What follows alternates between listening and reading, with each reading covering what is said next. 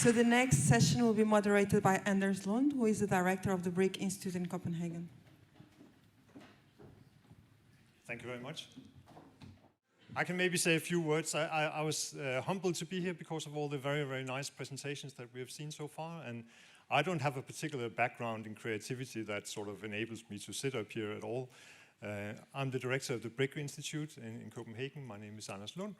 And we have been talking about creativity at the Institute for some years, basically out of the condition that BRIC is a relatively small research institute. We're 200 people in 20 groups or so, 22 groups. And as all other research institutes, we are underfunded, right?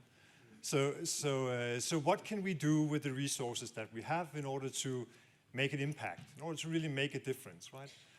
And what we came up with, and we in this context is Katrine Sonne Hansen sitting down there and myself, is that we need to be daring. Please, go on. The children were breaking flowers off him. Okay, maybe you sit over there? Yeah. We need to be daring and we need to be creative. We need to somehow get the full potential out of the resources that we have. We can look at different other institutes, MIT or the BRIC, or some people even have institutes on the beach, and see how can we compete with that, right? And the only way forward, I think, is that we try to create a culture of creativity at the institute, where we at all levels of the institute set people free to do the best they can to fulfill their potential. And that's what we'll try to discuss here today. So actually all different levels, how do we unleash creativity, individual scientists, PhD students, postdocs, and of course research group leaders. How do we unleash creativity in research groups? And how do we, as directors, try to establish structures and cultures that will make creativity possible to a higher degree than today? Okay, and with that, here's our nice panel. You've met Alex already, but maybe you can briefly pick up a microphone and introduce yourself. So my name is Andrzej Dziembowski. I'm from Warsaw, from the International Institute of Molecular and Cell Biology. I'm a molecular biologist interested in RNA degradation, and I'm simply a PI. Hello, everyone. My name is Jona Shkurti, and I'm a PhD student at the Netherlands Cancer Institute. I have a medical background. I'm a medical doctor, but I will talk about it a bit later. And I'm Alex. That must be very comforting to just be able to say, hi, I'm Alex. Yeah. We have one more joining us online, who is oh, there he is. Hello. Hello, can you hear me? We can hear you and we can see you. Perfectly. Maybe we're just going through a round of presentations. Maybe you can briefly introduce yourself. Yeah, sure. I am Ewan Birney. I'm Deputy Director General of EMBL, the European Molecular Biology Laboratory, and I also direct EMBL EBI, which is one of its 6 sites across Europe. Thank you very much for joining us today. So that's my pleasure. I knew you had to stand in rather late in the process, so we appreciate that. So let me just start with a little bit of background. When we started working with creativity at BRIC, we went and talked to research group leaders, and we were sort of met with a certain skepticism, I would say. I mean, creativity is something you're born with, we can't all be Leonardo da Vinci's and so on. And that was really, among many group leaders, the feeling that this is not something you can learn, this is not something you can train. And I think that's sort of the first mental trap we have to get rid of, right? Everybody can learn creativity. Everybody can have, if they get the opportunity, train a creative mindset, right? All institutes can look at themselves and see how can we actually improve to benefit that our researchers are more creative or get the space to become more creative. So let's just take that as one thing. Everybody can be creative, and all research leaders can help to install creativity at their institutes. Good. All right, so I know that you have all prepared small pitches. Maybe, Andrzej, maybe you will start then. Okay, so then I'm supposed to start. So actually, I think that I was slightly exactly like the PI of your institute, saying, what actually do you mean to be a creative? If you are an artist, that's kind of more obvious things to be creative person. In research, especially molecular biology, I'm a molecular biologist, but maybe the majority of the institutes inside of E of Life are also kind of like more medically oriented biology or modern type of sophisticated, highly developed biology. So how to make things creative in this very technically oriented now field? It's a really, really good question. And I really loved what Maria told about this famous institute in Basel, when there was actually no PIs, a lot of money, 50 people, and more early stages of immunology, where the best science could be done because there is no hierarchy. I also kind of agree with what was said before about the ego, and I believe that ego actually kills the creativity rather than generates this creativity. And also, with age, you are less and less creative. That I think is kind of obvious thing in the more creative research areas like mathematics. Everything what was really great was done when you were early stage. So who is creative? I'm not so sure if those are PIs currently. So possibly actually what really is important for our research to put more space on PhD students, postdocs, and talk to them how to be creative. Because otherwise, actually, I don't know, we are now, more and more with inside our fields, we know more and more. Even I think many of us observe that if you move slightly outside of your field, when you less know, but then you have some more fresh ideas, possibly those ideas then more creative. So actually, I'm not exactly sure if we should discuss deeply about creativity of the PIs at the stage of, later stages. We rather would think how our group should be creative. Because I don't think we should say now that there should be no PIs, because the system is like that PIs still have this experience, they can help to how to write a good paper, they know more how to write the grant, and they can get this more money, more funding, more the thing. But we should rather think, especially in biology, so much developed, and the current interesting research. If we look for, at least when I read the interesting paper, it's always kind of interdisciplinary, meaning, there are things, some biochemistry, some transcriptomics, some bioinformatics, something. A single PI cannot really bring together all those experiences. So actually every group which wants to do more like more broad research, they need the people who knows more than the PI in some particular aspect of the research. I think it's better to think how we can make this community-driven creativity. So how inside the group, how we can boost that everyone in the group have the voice to say, to propose. We can discuss how then what is published is not just belong to the last author and the first author, this first, last author idea, which I know is important. I don't want to break it. But it's also the idea which actually breaks the creativity, because every younger researcher thinks how to have a first author paper. And of course, PI wants to have a lot of good last author papers. Then you get a grant. So all of that really, I think that we should really think how to make this more community-driven things. Also the core facilities, actually, without some experience. There was a question before about core facilities.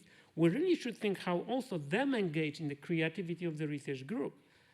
So I think that's more or less what I wanted to say, that the creativity is not the creativity of one person in highly developed field, and the biology I'm involved in, but I think majority of the institution here is a bit like that. So thank you.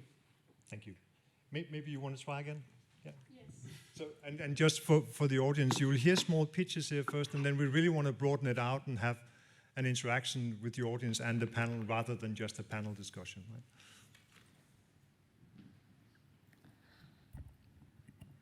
So hello everyone, it is my pleasure to be here, and I'd like to thank the organizers for inviting me. So I am here today to speak about creativity in science, and this is a subject close to my heart, because when I decided to go, so as I said, I have a medical background, so when I decided to go for medicine, I was a bit reluctant, because I thought that I would have to leave aside my creative and artistic persona and focus on the more scientific, objective approach. But then I realized that they can beautifully and efficiently complement each other, and that my creativity would only aid to my scientific thinking, not only in research, but also in medicine. So those of you with a medical background know that medicine is not an exact science. It is, after all, crucial to treat the patient and not per se the disease. Therefore, it has been important in my work as a medical doctor to think outside the box in terms of diagnostic and treatment possibilities to fulfill each patient's specific needs. On a more practical level, I am glad to have experienced firsthand the creativity and art applied in a specialty like surgery, the inspiration I have gained by being in the operating theater, and then the creative skills that I had the chance to put into practice by assisting in surgical interventions have ignited in me the desire to immerse myself into science and clinical research. And that is how actually my scientific research journey started while I was still a medical student. And coming from this background, I apply the same principles in my function as a PhD researcher, and I try to implement imagination and creativity in my scientific activities by thinking conceptually about potential solutions and hypotheses for a certain scientific question. So why is creativity important in research? Being a researcher requires to think in an innovative way, to reconsider and rearrange information in order to generate novel and useful solutions to initial specific problems, scientific problem. The scientist has to constantly reimagine the possible outcomes of these problems and speculate which part of information might be the key to solve them. The ability to imagine potential scenarios and explanations before you are able to rationalize and deduce them is the key of research and the epitome of creativity in it. So what are some of the characteristics of scientists that incorporate creativity in their work? They develop their ability to imagine, to carefully observe, to be open-minded, to think abstractly, to improvise when necessary. They are original, daring, innovative, and always ask the question, what if? And I'm asking now, what if we lived in an ideal scientific environment, a utopian research setting? Now, I have no idea what's going on in this picture, but it was generated by ChatGPT, and that's the... When I typed utopian science, and that's the result. It's simple looking, but there's a lot to unpack there, in my opinion. So how could we achieve creativity? On an individual level, we should embrace our ability to think differently, to tweak the rules a little bit, to make unexpected associations.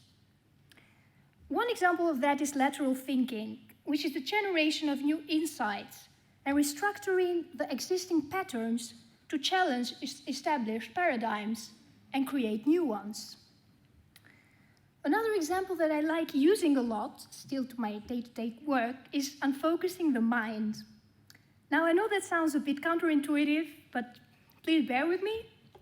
It is scientifically called associative thinking, and it is basically allowing the mind to wander, giving it space to make possible connections between what would be on a first look unrelated ideas. When we allow our minds to roam and reach beyond our immediate or burning questions, they often stumble upon their most creative insights. And suddenly, a new idea or solution to a problem presents itself. Now, I first experienced this when I was merely a child at elementary school. My favorite subject was mathematics, so I would often try to tackle problems that were beyond my level. But of course, I sometimes struggled with it, and I would go up to my father, who was a mathematics professor, to give me some cues about it. But my father never did that. Instead, he would tell me, take a break from it, go outside for a walk, look at nature, listen to music, and then go back to the problem. That puzzled me then, of course. I did not understand how that would work, but I trusted my father, so I did that. And magically, after the break, the answer would just come to me. effortlessly. And it was fascinating to witness, at least at that age. As nowadays, I employ the same tactic during my work at the NKI. Regularly during my work, I try to take breaks and go around the institute, look at the paintings that we have all around the hospital, and noticing details that I've never noticed before, even though I've been there for more than a year now. And when I turn back to work, I'm more inspired and refreshed to tackle the scientific questions. I'm going to dare now to speak a bit also about creativity on a team level, and that would be encouraged by the autonomy of a team, and especially by meaningful social interactions between colleagues, horizontally and vertically. Teams are known to be more creative than an individual, and by hearing ideas from different people, members of the team begin to see new connections between concepts that didn't initially seem related, and especially new researchers should be given space to think and express their free and unbiased opinions. To conclude, what I would trash and what I would plant for the future of creativity in science. I would trash focusing too much on results and not on the process. For example, publication pressure. This leaves little space to creativity because the researcher focuses in getting the results out as soon as possible and perhaps doesn't have the time or space to think about the possibilities or potentials of their research. And a second thing that I would trash is the reactions to being wrong. Being wrong should not be crucified and is not a dead end. It can be used as a prompt to generate new ideas. As for planting, I would like to plant a free, non-judgmental space where researchers, especially young, early-stage ones, can freely express their ideas and brainstorm about their current scientific topics, but also future scientific endeavors. If this space where students can speak up their minds freely could exist, then it will surely boost the creativity in science and what follows. I'd like to thank you for your attention, and I'm looking forward to hearing your ideas, the discussion afterwards.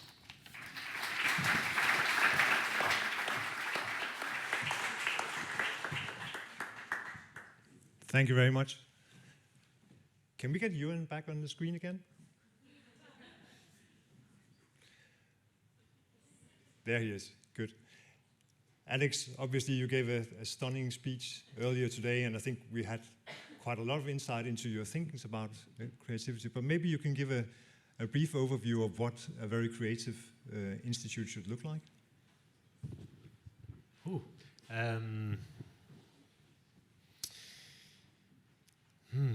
A very creative institute. I could only, I suppose, echo the sentiments that have come before, which is that we should incentivize adventure in our thinking, in our expression of scientific ideas.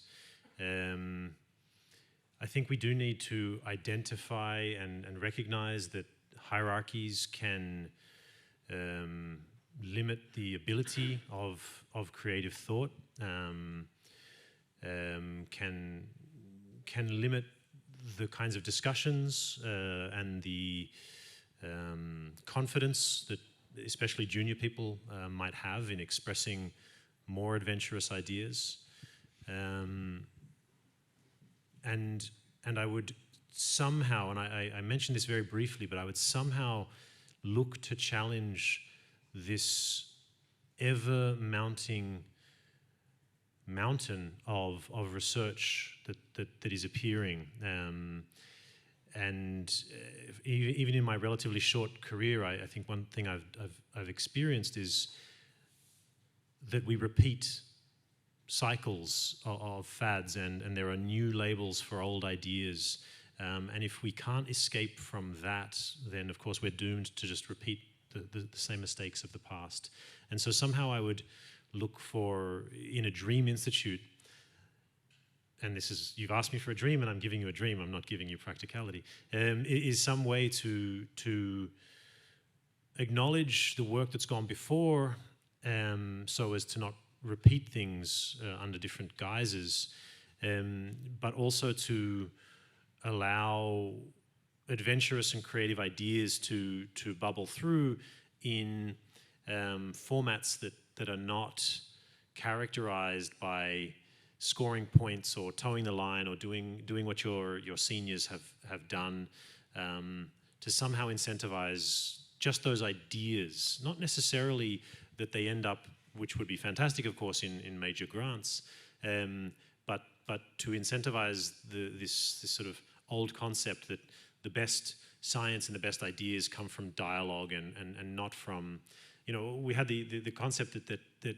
hypercritical conversation is useful. Yes, criticality is good, but ideally it should be good-natured and not leave people going away feeling that their ideas weren't worth having put on the table. And somehow you would want to create that environment where, being wrong is just a step towards something new rather than being left because it's wrong. Thank you very much. Ewan, let's get you into the conversation here. Do you have a small pitch to tell us about? I do. I'm not quite sure whether, so I am using actually Edith's slides here, so I'm going to have to channel my inner Edith, but it all makes sense to me. So we're getting Edith Hurd's pitch presented by me at some level. All right, okay. Well, okay, so you're getting Edith Hurd, the Director General of EMBL's pitch for the role of creativity of science, channeled through me. But I think it's really worth starting with the fact that molecular biology has always been interdisciplinary. And John Kendrew, who was the first person to determine the protein structure of myoglobin in his case, using crystallography, and was the founding Director General of EMBL, said this. This is way back in the 1960s. The special feature of molecular biology is that it's highly interdisciplinary. This field demands the cooperation of many disciplines and techniques, some biological, some chemical, some physical, and more important, it demands the closest mutual interaction between people interested in the same problems, but viewing them against diverse scientific backgrounds. I think it's interesting that Kendrew in the 1960s, Max Perutz at the same time, and others, all, I think, drew a lot from realizing that they needed to bring physicists, chemists, biologists together in what at that time was a very new field. And so just to talk about the place which John Kendrew founded with, at the time, 12 different nations. So this is after the Second World War. It's the world where Europe is setting up CERN to look at particle physics. And a number of scientists across Europe decide to set up EMBL, the European Molecular Biology Laboratory. It's headquartered in Heidelberg, Germany. And it immediately has two other sites in Hamburg and Grenoble. And that's pretty radical back in the 1970s to think about a multi-site European institute. This is way before Zoom and Teams, of course. And the reason why they did this was because of the very, very good X-rays and pure X-rays coming from the synchrotrons in Grenoble and Hamburg. And people realized that biologists having access to that type of light, those types of photons, was going to be critical. Now that has grown to add 3 extra sites, one at Hingston, one in Barcelona, and one in Rome. And we have now a bunch of partner institutes as well across Europe, which are shown here. The Nordic Partnership in Dendrite, NCMM, MNS, FIM. I won't go through all the others, but you can see that there's an increasing number of partner institutes as well. So one of the features of EMBL, which has really fostered creativity, is this 9-year turnover model.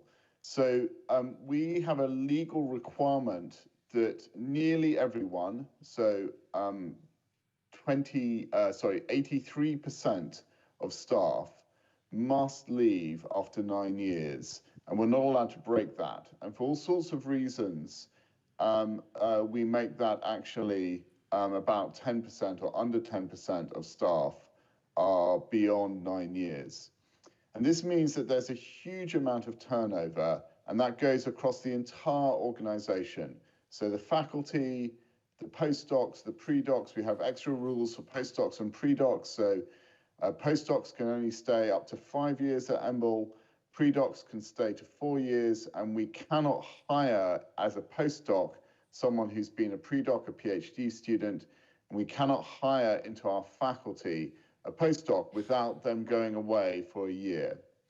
And this idea that scientists should move around, especially early on in their career, is really fundamental to EMBL, and it keeps us young, and it keeps us young at heart. For the small number of people who do stay on, and I'm one of those, we're surrounded by colleagues who are coming in with new ideas, and of course are moving on to other places. And the chart on the right here shows where alumni from EMBL go to, which is of course worldwide, but with a strong emphasis on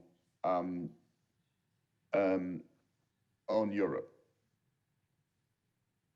Now, the other feature of EMBL, which I think has now become commonplace and touches on some of the things that other people were saying, is that we have a very independent early career group leaders.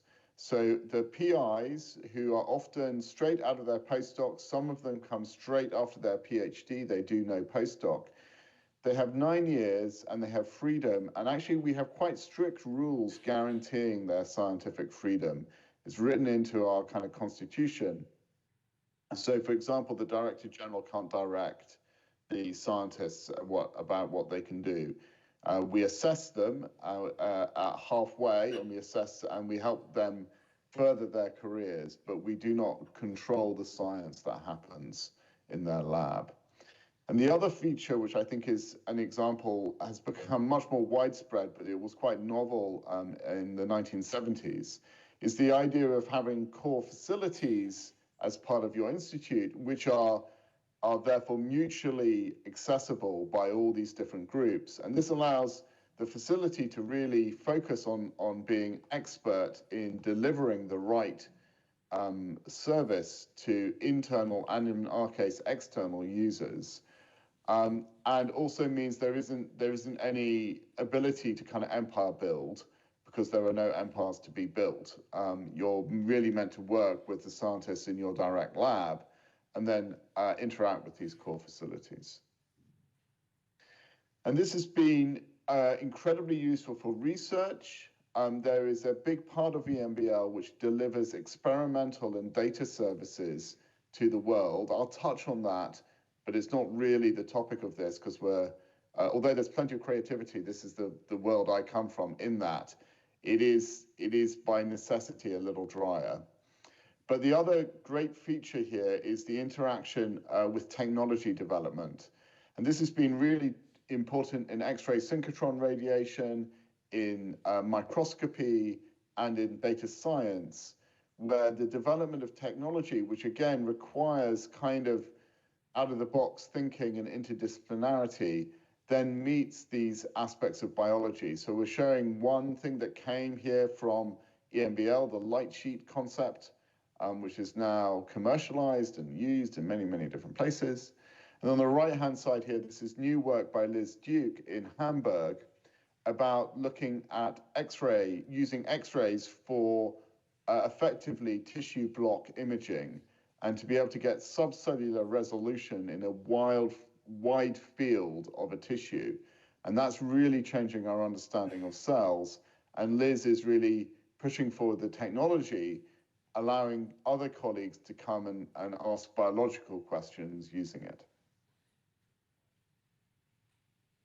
And then, here we go. We have some dedicated training schemes as well, and two that's being highlighted here. On the left-hand side is the iPod project. This has been tremendously successful. where we fund postdocs that go between 2 or 3 labs. And those postdocs are interdisciplinary. And one of the tricks we have here is we very much focus on hiring the best person. So we have a very low bar for the projects. The projects simply have to kind of work, and the projects can be proposed by the postdoc. And we focus really much on the sort of innovation and enthusiasm from the postdocs in these joint projects. And on the right-hand side here is one of our latest services, which is transversing the European coastlines, the TREC project, which is mobile laboratories, a new way of thinking about molecular biology, which you kind of take the lab to the environment rather than trying to get organisms into the lab. And that's proving to be tremendously useful. I'm not gonna, we can discuss if people want to, open data and open science, but these two features are also really important for creativity because it gives people a very, very big landscape which they can move in. And that ability for scientists just to go where their experiments take them or where their intuition takes them or where the statistics takes them and not have a barrier brought up by getting data access is incredibly important. And it's another thing which EMBL really, really stands behind, both in our delivery of services at EMBL EBI and our policies. So I'm looking forward to the discussion, and I hope that was a useful intro. Thank you, Ewan. Very useful indeed. So I'm told by Marta to say that we have 2 rapporteurs, which I wish to thank, which is Simone Frascola, I imagine, and Michael Sata-Figel from the IIMCB. And then I was handed a piece of paper here with the name parking lot. And I've used all my creativity to try to understand what I'm supposed to say with that.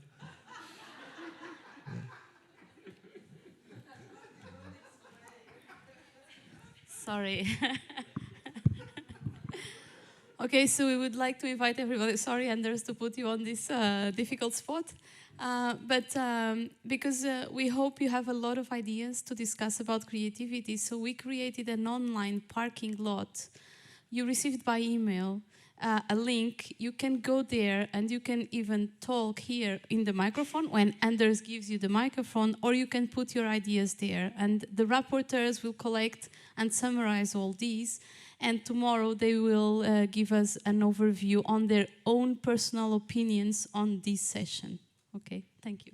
Sorry, Anders. No, thank you very much. I was starting a crime novel about a parking lot, but that wasn't it. So I think several interesting things came up here. There was themes around ego and hierarchy and so on that I think would be important for us to address. But I really want to open the discussion here and to the audience. Welcome to ask questions to our panel here. Anyone wants to start out? Yes, please.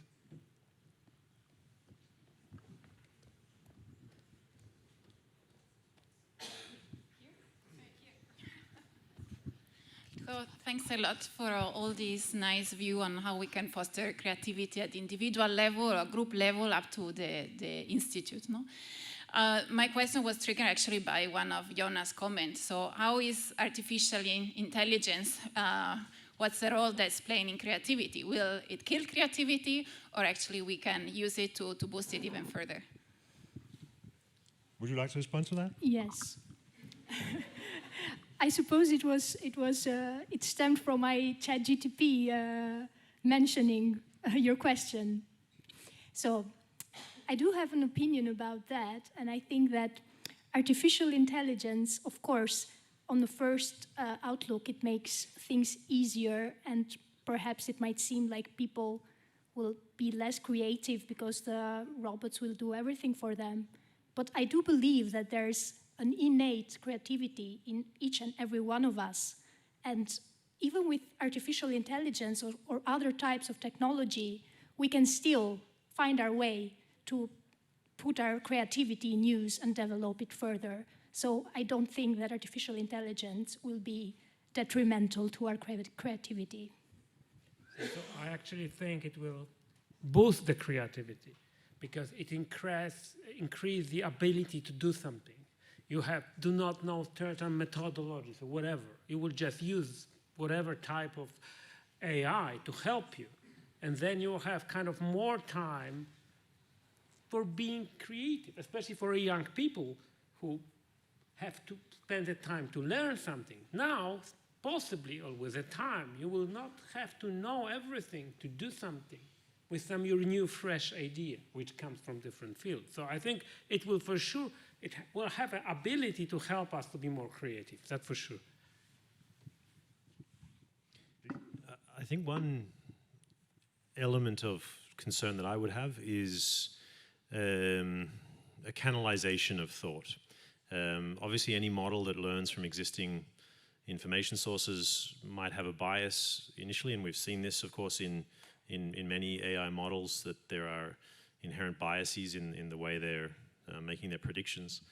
And I think that could be something to really think about, whether if we're using AI tools to, for example, compile the information about a concept or an idea, and then using that compilation to then go forward with our own creation. We have to stay vigilant. We have to stay vigilant, or we should have already started to be vigilant, because Google Scholar, of course, is AI, is generating biases in citation patterns and all of these things. So I think that's something to be aware of, that it's impossible to be completely sort of open in your discovery and the things you read and take in order to be creative. But I think AI just accelerates the potential for those biases. So that's one thing I would say has to be dealt with carefully. Thank you very much. There are several hands over here. Thank you. So we are all creative as children, and then society finds all the ways to kill the creativity, because we do not have to be always creative to be successful. And in fact, in many things, creative is not actually that useful. But in science also, there are multiple ways of killing the creativity. In the current landscape of science, scientific institutions, and so on, there are many ways where we kill creativity of others and where our creativity is killed or at least blocked. What are the roadblocks to creativity in scientific institutions that you find most important to look at, and what are the areas where you think that actually removing blocks to creativity will boost it? I think I'm going to direct this one to Ewan for starters. What are the roadblocks that we should remove to get more creativity? Yeah, I think one of the most important things, so putting on my kind of evolutionary biology hat, you know, humans are really, we're arrested developmental-wise in adolescence, basically. It's very clear that the human brain is, compared to the kind of default ape brain, is kind of just kept in an adolescent phase for all of our life. So I think that business of, and many people have noted that creativity and play, which is a massive feature of mammalian learning, just persists across humans, across our lifespan. And I think in scientific institutions, this business of continuing to bring new ideas in, and that involves bringing new people in, and then also to make everything work, that also means you have to have turnover. I think that's really quite important. Now, of course, you can't have every institute and every place always bringing in new people. Scientists would have no place to live. Do you know what I mean? We'd always be like minstrels or something like that, having to travel to the next place or what have you.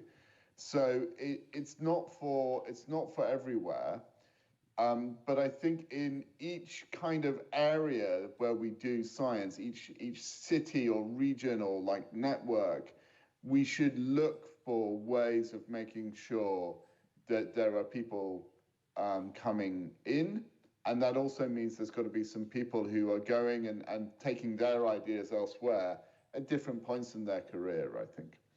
So I think that turnover is really important.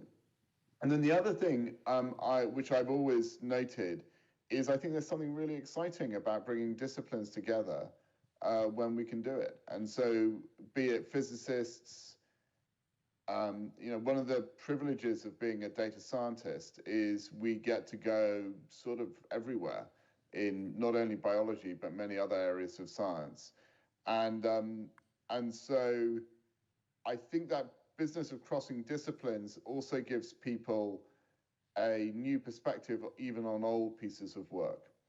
So I wouldn't want to be down about the creativity. I can hear the critique that we can stifle people. I never want that to happen. But I don't think it's inherent. I've met many creative 70-year-olds as well as creative 25-year-olds and 17-year-olds. I think it's a very human feature. So I would just wanted to say about the age and the creativity. So of course we are all creative, but if you think about like art, the best discoveries in art or things which are like believed to be creative, they were always in the people of the young age. So of course we are still creative. Possibly there are fields when you have to know a lot that your early creativity is not, let's say, functional in a way. But I think this is, we cannot say that being 85-year-old, I'm as creative as I was when I was 25, sorry. No, but so your point was that we should be better at unleashing creativity among the young researchers in their groups. I get that. So if we're moving towards this Institute of Utopia, and I think you have plus 10 EU Life Institute directors here, what is the one thing we should remove?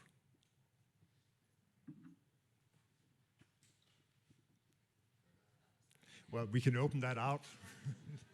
Can I quickly come back? I get Yes. that there's a point where we stop being creative, but you know, Erdos, like the great mathematician Erdos, Paul Erdos, he was remarkably creative into his 70s. I'm not sure it's, you know, I'm 50. I don't know whether I'm, I don't know which side of old I'm on.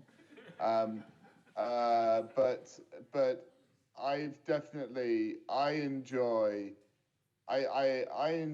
being interested in creative. I've had new ideas given to me by people who are older and younger than me, and I don't think it matters the age so much. Where I think it is dangerous is when it's less age and more hierarchy. It's when hierarchy happens, and the people who basically say, well, I've been around for a long time, therefore I know what's going on. I think that is dangerous, and I don't think that is healthy for science. So hierarchy, I think, taming hierarchies and using them for what they're useful for, but not for other things, is far more important than you know. I would hate to say, I don't know, you turn 70 and you're never going to have a creative idea in your head. I think that's not true, basically. Thank you. I like that idea. So there are several hands out here. Henry, maybe down here. Yeah, maybe a suggestion of what we could stop. You know, if most of the funding is based on grants that you write. You start writing a grant, you come up with the deliverables, the milestones. You wait a year until the grant finally is awarded and you can start, and the grant takes 5 years or 4 years. So you start planning your deliverables, your milestones 5 years in advance. If that doesn't kill creativity, I don't know. So should we completely stop this kind of funding and come up with new funding schemes? And there are new funding schemes which are working very well. So is that a way to create this new environment? I would love that, at least. Maybe have a question in from Jona down there. Hi. Thanks, everyone, for your great talks and opinions on this matter. My question was regarding the turnover. I think, like, I see the pros on that, and I see how a fresh set of brains can always bring up new ideas. But my question would be, if after a while, when your deadline, sort of say, to be turned over is approaching, won't that be a limiting factor for creativity? And won't that also drive away people who want something more stable? So with this, I mean, for example, imagine that you're a PI, you have a great idea, you want to start a group. You go to EMBL, for example, like with this turnover scheme, and you start to develop this project. After a while, you know you have a set deadline to finish this and wrap it up. Won't that be a limiting factor to creativity, and will that drive PIs to go somewhere else, or even postdocs to go somewhere else where they can have a more stable life and be able to carry on this project? Also, as a scientist in, like, for example, academia, where it's so unstable already. Yeah. So I just taking this, it's a good observation, and just to say, and as I said, I don't think the turnover, the very enforced turnover model of EMBL can't be for every institute. If every institute did it, and we all kind of left, we all had to change the chair every 9 years, I think we'd all go a little bit mad, and it wouldn't be healthy for our lifestyle. I mean, I just don't think there would be a good work-life balance. It would stifle science in a variety of ways. So that this EMBL-style turnover model is not for every institute. That's really clear. Just to say about how it works in practice, 9 years is sort of plenty of time. You know, most PIs who come in have 2 or 3 years to set up the lab, and then they have a very often, you know, productive 5 or 6 years. And one benefit of having a really clear-cut, legally defined fixed term is everyone, including potential people recruiting, knows when the 9 years is going to come up. And so the PI can plan, and actually other institutes can plan, and we actually often have a very smooth handover. So the PI's work often continues, perhaps not uninterrupted, but in a very smooth way between EMBL and the next institution they go to. So I think there's a distinction here about the institution compared to the, you know, where the institution boundaries are compared to where the project and the science is. And many people I know have taken their projects and a whole lab successfully with them. And that goes to the EMBL business that the EMBL, we cannot control what our scientists do in terms of the scientific direction. So we can't tell scientists which bits of science to do. That's a more commonplace, but back in the 1970s, that was quite radical. Thank you. Maybe just picking up on Henry's comment before about very strict funding guidelines and controls. Are we just being too well behaved by following whatever we wrote in a research application? Are we letting ourselves being turned into research managers rather than research leaders? Any comments? Monica?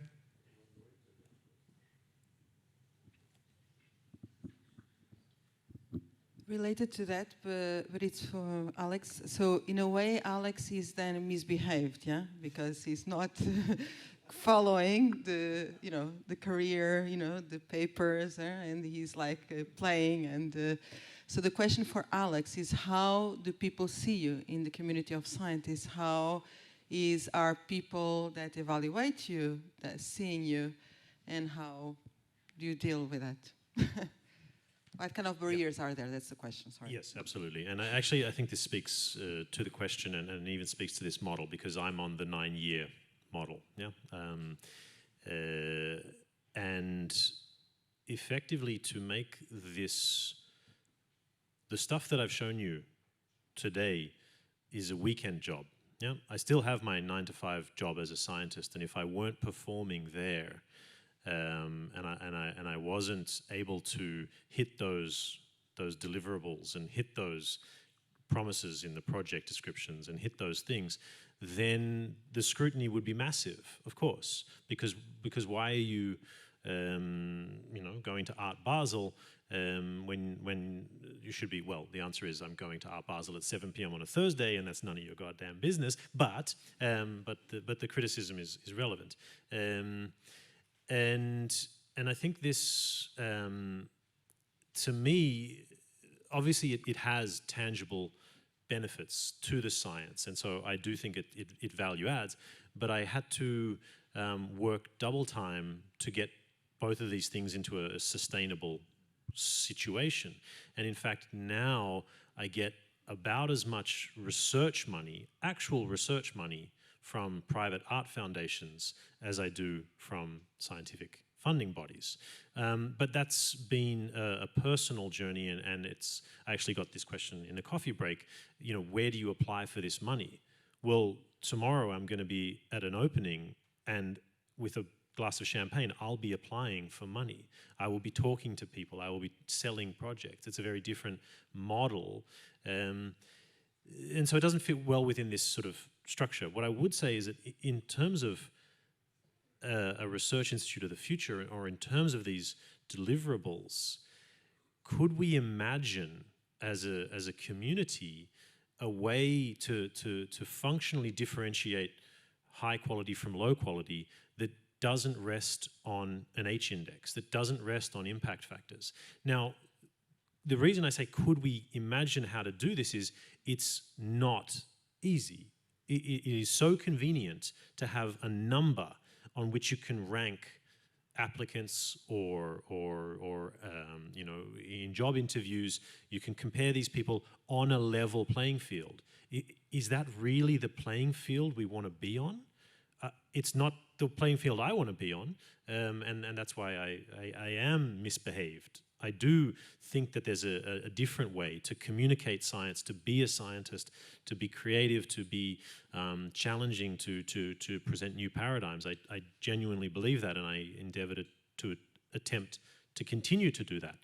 And it's not something that I'm advocating for, because it might cost me my job in science. But anyway, I'm happier to explore this different kind of third dimension.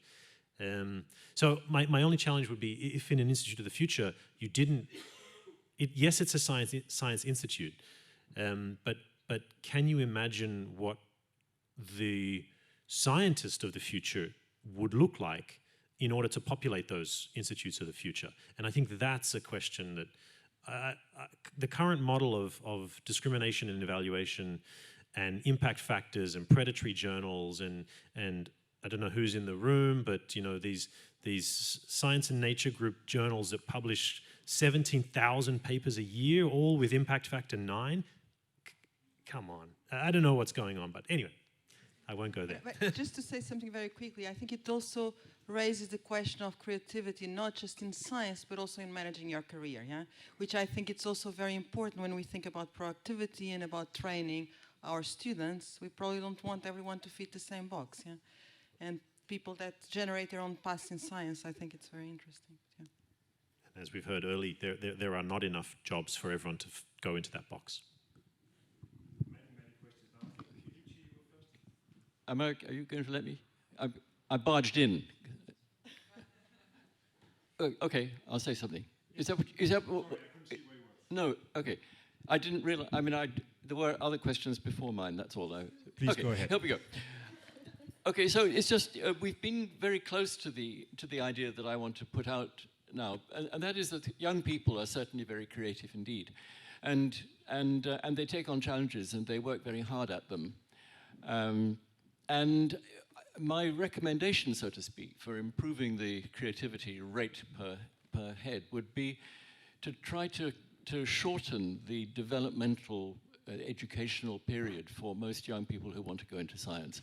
You know, it really is quite extraordinary how many, if you go to look at your peers in the United States, or super peers, I should say, in the United States, you find that many of them have done major research projects at high school.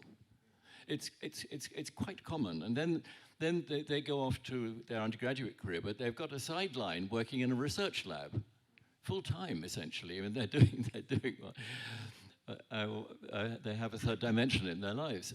And so my proposition is to try to encourage, wherever possible, serious scientific contact for people who are in their adolescence. I mean, the reason why I started thinking about this very seriously was because I always have to remember that when Darwin set off on the Beagle, he was 21, and he'd never done anything serious in science before, but the challenge of being faced with that enabled him to become Charles Darwin.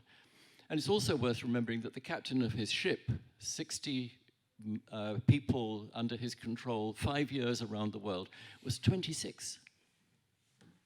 So, you know, young people are fantastic. Nowadays in Germany, many people are not getting their PhDs until they're 30. Thank you. Of course, we never learn about the ships that didn't come home. So there's some bias in histories, right? But thank you. It's really a great discussion. I also would like to comment on the correlation between creativity, as you mentioned, age and power, either direct or indirect. Guess why? I mean, I have been always struck by beyond the obvious flow of the scientific method, I never really understood how prior knowledge or experience can generate new knowledge. It seems a contradiction indeed. But if you think about it, knowledge and experience are the basis of the power of the PIs. I mean, which I think it correlates more than with age. It comes with age. But I mean, probably she's right. Sorry, I don't remember your name. AI can democratize the access to knowledge and experience to a point that it destroys the basis of a power, thus relinquishing the possibility of being creative. I don't know. I mean, I was just thinking as an aged scientist that I reject the direct correlation between age and loss of creativity, and I espouse the fact that too much we are involved in power. Just behind you. Hi. Thanks for all this discussion. It's pretty awesome. So what I concluded from what you've been talking about is actually there's two opposing forces in all this. There's kind of blocks to creativity and sponsors of creativity. And I guess the best science kind of happens in between, because on one hand you need pressure and you need to be kicked out of the institute. On the other hand, you need space to think, to not think, to feel, in the flow state.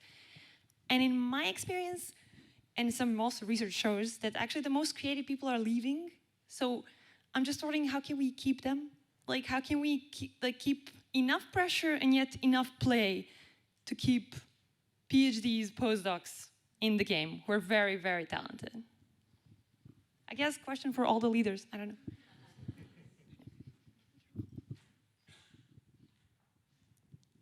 Any feedback to that? I do not have the answer. I think in a way, the first you said is very true, that there must be a balance. But I think the leaving the science is also a good question. Do we talk about leaving science as it is, or leaving academia into the industry? Because also the industry is doing more and more interesting things. So leaving the academia and going to their industry, doing good research in the industry, that's not necessarily a bad thing. And actually, academia is very individual. You are individualist. You are building your career. And now the industry is rather we are doing something together.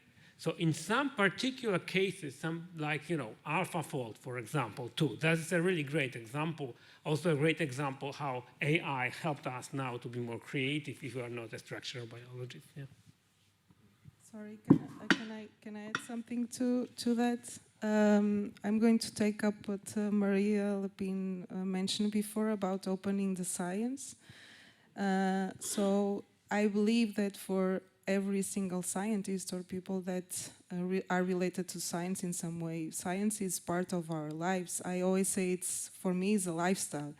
So the fact that someone can be outside academia, as it's my case now. I've been working with 20 citizen science projects, and I can guarantee you that science is everywhere, and the knowledge process is not closed within research institutes. And I would just like to take up on the ego before, because I have bad news, like the video didn't kill the radio stars. Ego doesn't kill curiosity. And I think even in this building we have cases of Picasso or Dali that were incredibly egocentric, but they are very creative. I think what we are all saying is that this doesn't fit our way of seeing science now. This doesn't fit our values. We don't want to continue to have abuse of power in our as being systemic, and we need structural changes. So regarding to this, I bring another question which is related to young people and the pressure on their mental health, on cases of abuse of power, of harassment. So how will the research centers of the future also include this? We'll have units that can incorporate this, because I think we all want to have happy lives, and science is just a part of our personas that you also mentioned before. Creativity is all the way around. So how can we build this together with the struggles that every one of us is living in our daily lives?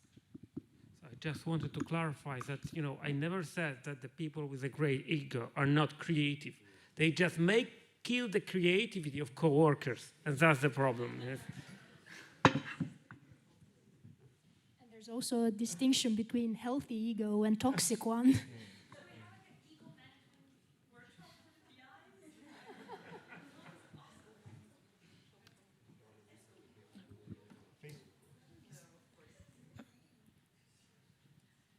Now I lost my point, but I will get there. My point is time.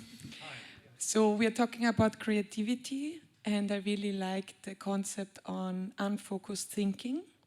And unfocused thinking that is underlying creativity and innovation takes time. And I feel we kind of miss to acknowledge that although we are in this moment of discussing all these socio-political problems that we also in academia facing, we actually have more time than ever, because we are in the age of digitalization. We have automated many processes, especially in science, even in wet labs, just to speak of PCR machines, how much time we were gaining with that. And in neuroscience, we can generate within 10 minutes or 5 minutes, terabytes of data.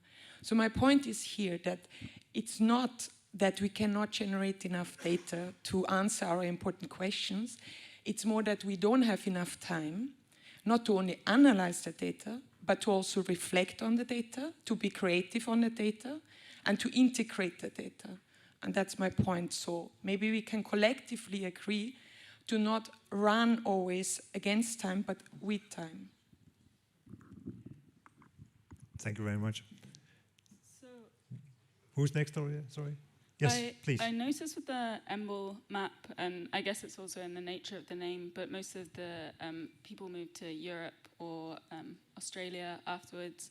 And I wonder if we're missing out on creativity from other continents, and whether intercontinental collaboration, not necessarily people moving, but collaboration should be encouraged to get more diverse thoughts and problems. Don't know if you have any thoughts on that. I definitely think there is a tremendous benefit when you empower scientists in different locations to get stuck into problems. And I think that's been really true in the area which I know best, which is genomics. And for example, the work of H3 Africa, which is being to empower African scientists to run and deliver their own views of how to do the genomic research, which is so important in sub-Saharan Africa. And the scientists there definitely come with different questions. And of course they do, because they've grown up in a different context. And so that business of coming at problems because of your background, I think is really important and goes to the business of fostering diversity. And I work a lot with people in Japan, and I always get a kind of kick from seeing the world through Japanese eyes when I'm visiting and when I'm working with colleagues from there. So, but I think we can do a lot more. You're right to say that there is a kind of very easy world, English speaking often, in Europe and in America, that allows scientists to move around, and we don't tap into other possibilities. And I think it's a gap we have in the way science is institutionally wired, as it were. Okay. I mean, well, two things. One is, going back to your idea that when you get old, you get less creative. I think that, aside from the neurons, of course, we all lost neurons, but I think there is an issue as well. I think to be truly creative, you need to have a touch of ignorance. If you know too much, you don't dare, because you think everything is done. If you know enough, but not enough, then you dare, because you think everything is not discovered. And I think this perhaps makes a difference between you are getting old and you are young in this respect. The other question, the other point I would like to make is we have been talking about creativity of scientists, and I think it's essential and it's important, but we should not forget that in the Institute of the Future, we need to have creative people in administration, in technology transfer, in communication, in human resources. They need to be very creative to deal with all the bureaucracy and all the issues we have. And I think it's important.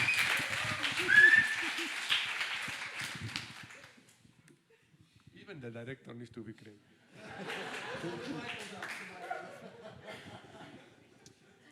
We're very close to wrapping up here. Any last comments from the panel or the audience? I would speak to the first point, which I totally agree with you on. That the more we've seen and the more we've painted in the corners of our world, it's impossible now to see beyond that. And that's, again, why I advocate to speak to someone who's not in that box, who doesn't see that world, and can just maybe lift your eyes above or crack a panel and say, look, there's this thing there. And your first response is, no, it's not. Trust me, I'm an expert, yeah? But then eventually I think that's the only way. Because alone, I don't think we can. I think it's inevitable that you have a worldview that becomes more and more and more fixed. With that words, there's one more down there. Yeah, Katrine. Actually, I think perhaps we should try to give ourselves a challenge in the EU Life Institutes. I mean, discussing the utopic institutes is very nice, but it's also a very huge vision. So, I mean, in BRIC we have discussed how do we create just a small creative oasis where we kind of park the critical thinking in research. I mean, all researchers are very good at critical thinking, but it also sometimes blocks creativity. Can we try out in the 15 different institutes, different models of small oases in our institutes and use this, I mean, to gather examples of how we can actually in a concrete way move towards an utopic institute, but just in small bits. So perhaps a challenge for all of us. Thank you very much for that.